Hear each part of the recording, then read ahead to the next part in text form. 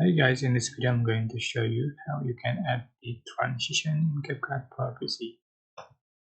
So first you can select your videos, images or photo select edit and just drag to the track, and I have a few images and I set for the image duration in 1.0 second.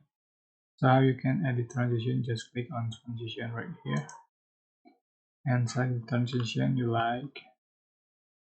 For example, I'm going to select the white smoke. Just click add to track. You can adjust for the duration this, and yeah, as you like.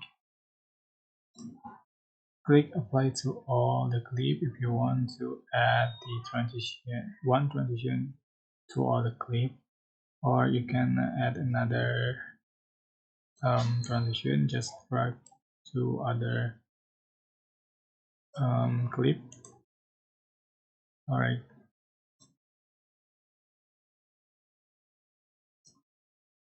to all. So this is the final effect you have on your video. I hope this tutorial was helpful for you guys. Don't forget to like, comment, share, and also subscribe. Thank you so much for watching.